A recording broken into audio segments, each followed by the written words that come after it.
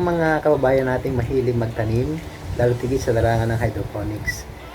Ngayon po ay dumating na ang aking order na pH meter na gamitin ko sa pagtatanim sa aking NFT setup sa aming rooftop. Ito po ay order ko sa online.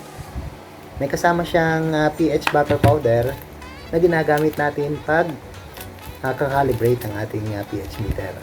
So samahan niyo po ako na i-calibrate ang ating pH meter.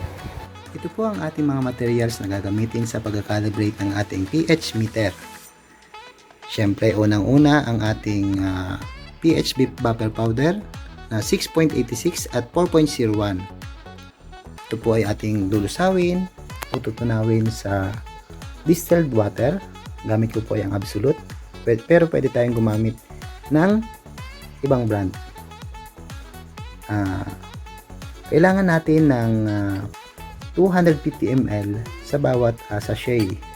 So kaya meron tayong dalawang baso na pagtutunawan ng ating buffer powder. At kailangan din natin ng isa pang baso para hugasan ng ating pH meter mamaya. Gayun din, syempre kailangan natin ng sukatan ng ating tubig para sa 250 ml. At malinis na punasan ng ating pH meter. So, tara po, samahan nyo ako pag kakalibrate. Okay, ngayon po ay ating lulusawin. Itutunawin na yung ating buffer powder. Ilagay natin sa ating glass.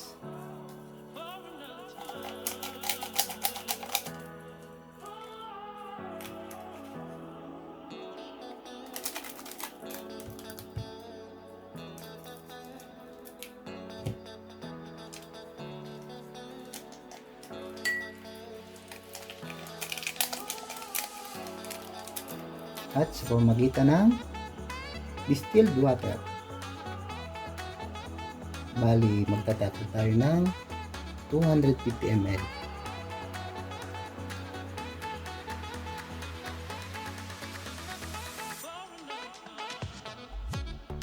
Oops, yan.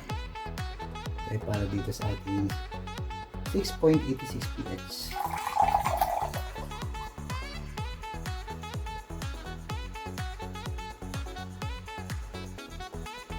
At another 250 ml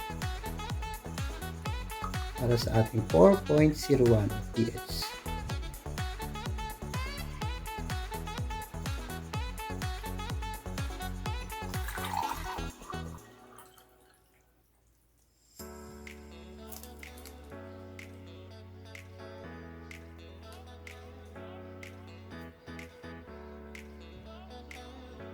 Gagamit lang po tayo ng stick o kahit anong panghalo para malusaw, matunaw yung powder.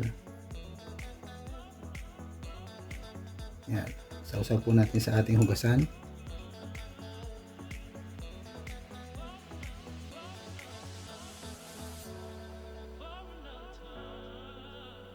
Mix po natin mabuti hanggang siya ay matunaw.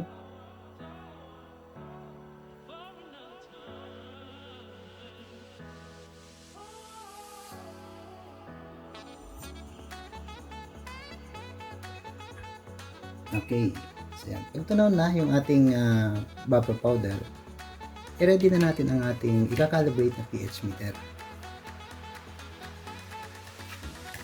So open lang po natin. Ngayon po ay atin ang i-calibrate gamit ang ating tinunaw na 6.08 at 4.01. So unahin po muna natin sa 6.86. Siyempre, buksan dapat natin 00 yung ating pH. Lagay po natin sa 6.86. Then, i-click po natin yung hold. Itong cal. At antayin po natin maging 6.86. Yan, saka bitawan. Yan. Pag nag-end na po, okay na po yun. Hugasan na po natin. At ating punasan. Ngayon naman po ay sa 4.01. Tubog natin ulit. 4.01. Click natin ang cal. Yan. 4.7 and then bitawan po natin. Hintayin natin ng end. Yan. Okay. So, ngayon po, pagkatapos nating punasan, ay itry nating subukang muling isawsaw sa ating 6.86 na pH gamit ang ating buffer powder kung sakto ang kanyang resulta. 6.79, 98, 90. Yan, naglalaro po siya doon. 82, 90, 82. Okay po, maganda. 83, 84, 90, 83.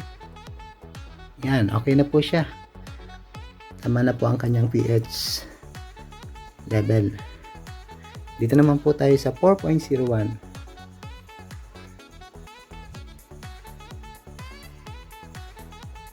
4.17,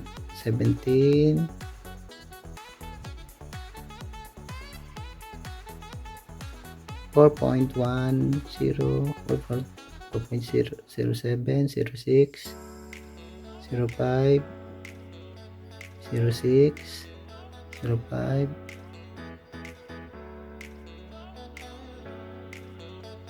03. Ayan na po. Maabot na yan. 4.01 na po. Tapos sa 4.01. Okay po. 4.01. So, ganun lang po kadali ang pagka-calibrate ng ating pH meter. So guys, salamat po sa inyong panonood ng ating video. Ito pong tubig na ginamit natin sa pagka-calibrate ay pwede nyo pong itabi. Ano po? At pwede pa nating magamit sa susunod nating calibration kapag may pag kayo confuse sa resulta ng inyong pH meter.